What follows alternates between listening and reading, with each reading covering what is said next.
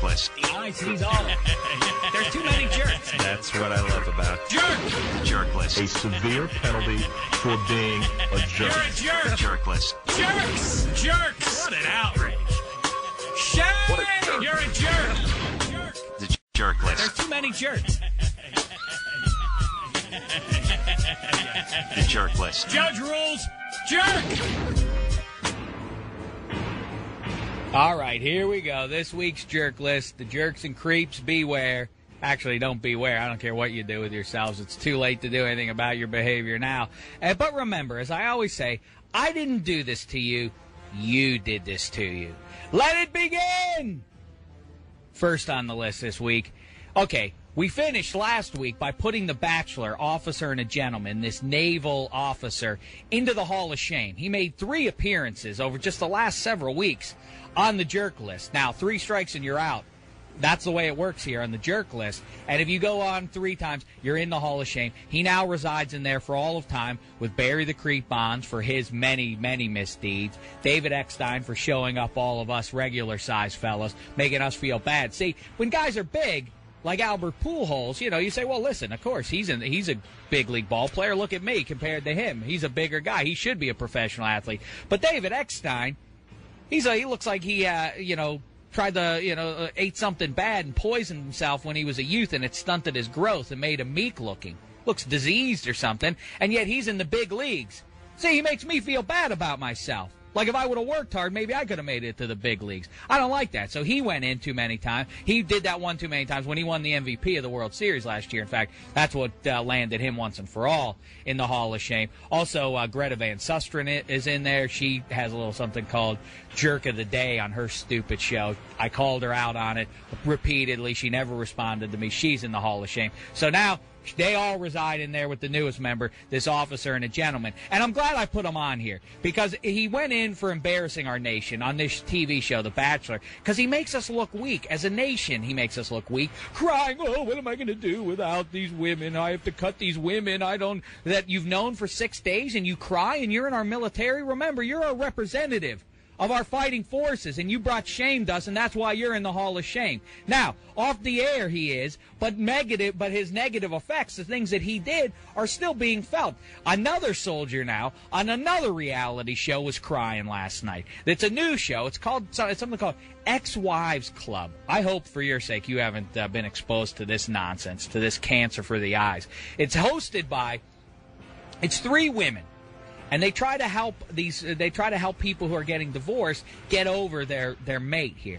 And it's the 3 women who are the Ex-Wives Club: K-Fed's baby's mama, Shar Jackson, Donald Trump's ex-wife, Marla Maples, and Angie Everhart, the redhead of softcore porn fame. That's about the only thing I know her from, and I'm sure most of you do too.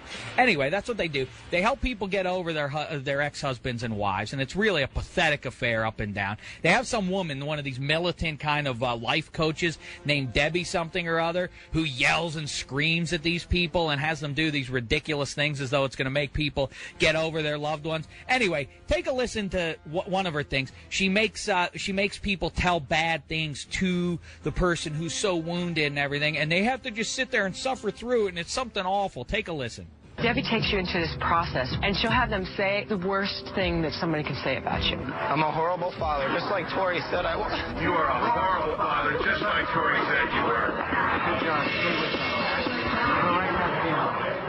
I don't want to do it anymore.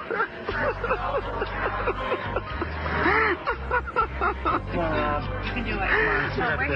You hear that? This is a soldier in the U.S. military. Yeah, that's good. Just let that emotion go. It's okay. Now a gay man is rubbing his chest to make him feel better, and I'm not exaggerating that either. The guy some gay man sits down, he's like, oh, let it all out, you. Let it all out. A soldier in the military? I'm a bad father. I don't want to hear that. What kind of nonsense is this? I don't know what your rank is in the military, sir. Private, sergeant, but I got a brand new rank for you. Jerk! All right, listen. Think globally, act locally. I hate to do it, and it's the 2nd week in a row I'm going to have to do it. Last week, baby Lemieux-Crosby found her way onto the list. My little daughter there. the one my bride, Miss Cindy, and I made about 5 weeks ago. But anyway, she's been crying again. Now, the crying was keeping me awake in the first month, but she's been crying a lot lately. And, you know, it drives you a little loco. And people keep telling me in particular she's crying because she wants to tell me that she's hungry. You know, people keep telling me, let's hear a little of that, Popeye. You see? See, that's what I hear. And people say, oh, it's just like she's hungry. That's her way of communicating. But you know what? I take it as an insult. What have I done over the last 5 weeks to make you think I'm going to starve you? It's an attack. Have I let you down? And this is what you do? You act like I'm going to let you languish there and not eat? You know I'm going to feed you. Until you figure it out, I got a little something else for you along with that bottle filled with milk. It's called the Sting of the Hand Solo Edition Blaster. But Popeye, like you did last time, please, I need precision shooting here. I don't want any long-term effects from this. Ready, aim, jerk. Nice. Wow. She felt it. She felt it on her pinky toe, but she needs to learn a lesson already. All right. I say that I'm like Sauron up atop my tower. The eye sees all. You know, that's what I say. But the fact of the matter is, every once in a while, a few jerks or creeps slip by my eye, and that's why I need you, the Urukai out there, to call up the jerk hotline and let me know who you think should be a jerk or a creep. The phone number for that is 412-921-9379. 921-9379. Please give it a call. Anyway, we got this one. This was a curious one this week. Hey, I'm Paul. I'm from Butler. And honestly, I thought that I was the jerk because you guys are actually pretty good. I thought you sucked when you first came out. All right, well, have a good one. Paul, that hurts me. And you say you thought you were a jerk because you thought what did he say? I was terrible? Was that what he said there, Popeye, or bad or something like that? He said you sucked, Dave. Said I sucked. Well, he said you guys is what he said. So I think you're included in that there, Popeye. But either way, the point is that he said he thought he was a jerk, and then he didn't do the hotline. He didn't finish it by saying, please, when you're calling the jerk hotline, you have to tag it by saying, jerk. And since you didn't do that, sir, and since you thought that I sucked, and for even letting that thought cross your mind, I got to take you down there, Paul. Sorry. You're a jerk. Now, I hope you've learned your lesson, and I want you to understand the slate is clean with you and me. Now, let's go forward together. And if you can't take down the jerks and creeps, then you're going to keep showing up on there. All right, very good. Thanks so much. All right, now, the news outlets. I'm outraged about this. I was talking about the soldier, and, you know, there's something called a war going on over in Iraq, and it's an ugly affair. But, of course, that's not what we're hearing from the news. We're not hearing from CNN and Fox News and Headline News and MSNBC and so on about that. No, we're hearing about a little something else, about a jail sentence, a 3-week jail sentence for a multimillionaire heiress. Take a listen. Now, Paris Hilton is behind bars. Late last night, she checked herself into the L.A. County Jail for an expected 3-week sentence. Paris Hilton warmed up at the red carpet and just a little later headed off to jail. A few hours earlier, she took her final stroll on the red carpet at the MTV Movie Awards. You're looking at Paris Hilton's new home. For the next 3 weeks, the hotel heiress has checked into jail. Paris Hilton behind bars. Hey, good afternoon. It is official. Paris Hilton is spending this afternoon and the next several afternoons in the Pokey. The hotel heiress turned herself into a Los Angeles jail late last night. Paris Hilton is in day 1 of her 3-week jail sentence for a probation violation. How is this news? The only thing this woman, as far as I know, has ever done is have sex on video camera and allow it to be released for everyone else to watch. Who cares about this? Hey, by the way, hey, media, stop the presses. I got a new headline for you. You're a jerk! All right, as always, I got to mix the sour with a little sugar in there. It's time to give the Get Out of Jerk free cards out. Now, of course, these are to be played should you ever be a jerk in the future. You play this, you're back to square. You understand? All right, we already gave one to Anthony the caller, who dealt properly, in my opinion, with a woman out there with some road rage. So good for him. He's already one up. We're going to run out of the Get Out Jerk free cards because I've got two more to give out. The first one, talking about Paris Hilton, while the media is out there telling us every detail of what she's eating in jail for 3 weeks, who cares? The only person who I've heard publicly do the right thing is one Sarah Silverman. She was hosting the MTV Movie Awards the other night, and with Paris Hilton in the crowd listening to her, here's what she said. Couple of days, Paris Hilton is going to jail.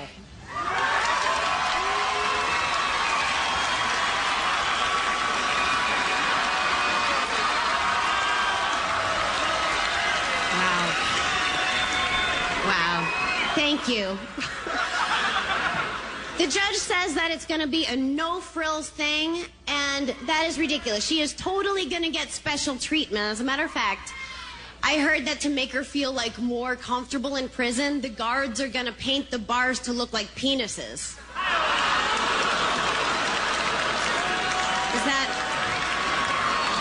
I think it's wrong, too. I just worry that she's going to break her teeth on those things. Anyway.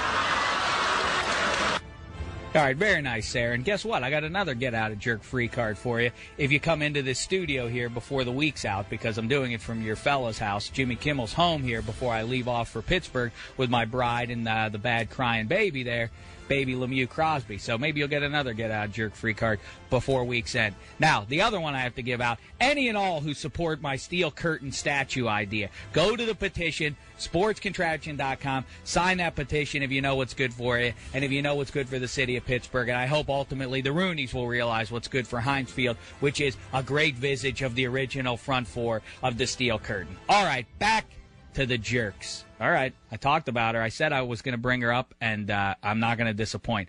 Danica Patrick. You know, she shoved Dan Weldon, the racer. I guess he cut her off, she says, and she got into a wreck as a result, whatever. They got into a back and forth. She ended up shoving him, like I say. He didn't do anything back, but here's their verbal back and forth. Definitely think it was worth some sort of a penalty. I mean, it caused an accident, and I mean, unless I get a good reason why nothing was done, then I'll be disappointed. What goes around comes around. She nearly put me in the pit wall at Indianapolis, and you know, I certainly have no problem with everybody else on the track. So I'm sure she's just feeling the pressure of not winning races, and you know, her teammates are. I don't know if he's mad, you know, that I passed him at Indy and he got passed by 5 more cars or something, but you know, I don't know. I mean, I don't know if the message got across. I've never been in this situation with Dan before. She's just being Danica. She'll be fine when she calms down, but she's messing with the wrong person if she wants to get feisty, that's for sure, because I'm a lot tougher than she is on track.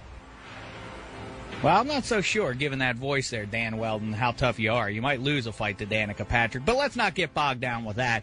And the conversation of whether or not women should be playing men's sports is also a conversation for another time. The point is, you can't shove him. You can't, if you're going to be playing a man's game, you can't shove the guys, because you leave the guys nowhere to go with that. Of course, Dan Weldon can't hit you, because if he did, he'd be a pariah. He'd be the scumbag woman beater for all of time. He'd lose all of his sponsorships and everything else. But on the other hand, what's he to do? Allow you to shove him around? Don't you understand? Here's something that might make you take a swing at me, Danica. You're a jerk! All right, that leads me very nicely in to the creep of the week. Creep of the week. He or she is the creep of the week. All right, road rage seems to be the order of the week here. First of all, Danica having a confrontation with one fella. Then we had Anthony, the caller, in the last segment there telling us about a woman who had some road rage. Well, this weekend, I was going to a supermarket. I'm walking in there, and I see a fat lady, a big fat lady, and I don't care about calling her fat. If that offends any of you, so be it, because she was a terrible human being on the inside and out. I'm walking in there, and as I'm going by her in her big white Lexus SUV, I'm in L.A., of course, she needs the big SUV in driving around here with all the terrible snowstorms and everything. Anyway, so I'm walking by her car, and I see riding shotgun with her is just a mound of food, all these sorts of snacks and everything on the sitting next to her, and she's stuffing her fat face with a sandwich. She's polishing off this sandwich here off of a plate.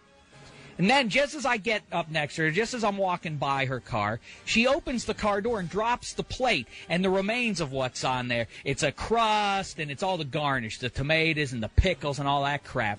And she just drops it out of her SUV on the ground. So I think about it for a second. I say, listen, let it go, whatever. She littered, whatever. But then it occurs to me, of course, I hate this sort of thing, this selfish behavior from people in this country these days. More and more, the self-entitlement of people. Oh, yeah, you know what? Someone poorer than me, whose job it is to clean up filth off the street, what will it be for them to pick up one more piece of trash? So I stop and I say, you know what? Hey, Piggy, why don't you pick up your trash there so someone else doesn't have to do it? And she says, why don't you mind your own effing business?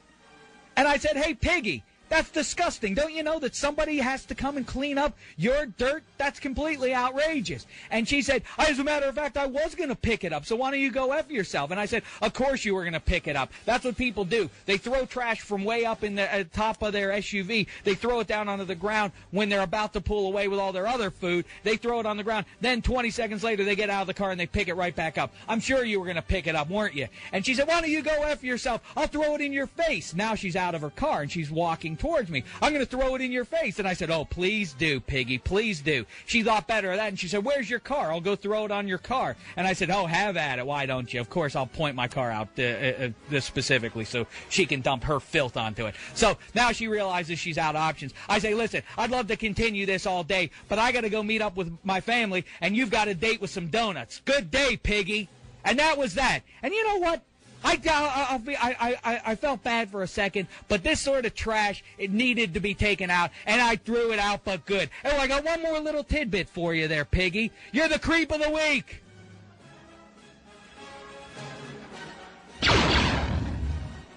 The Jerk List with Dave Dameshek. Until next time, don't be a jerk.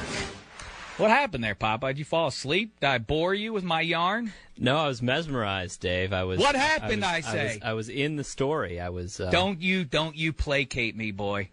What happened? Nothing. I just forgot that there was one last. I was ready with the ending instead of ready with the blaster. All right, fair enough. Well, at least I got an early start for next week's Jerk List. Popeye, the producer, sleeping during Jerk List. Okay, perfect.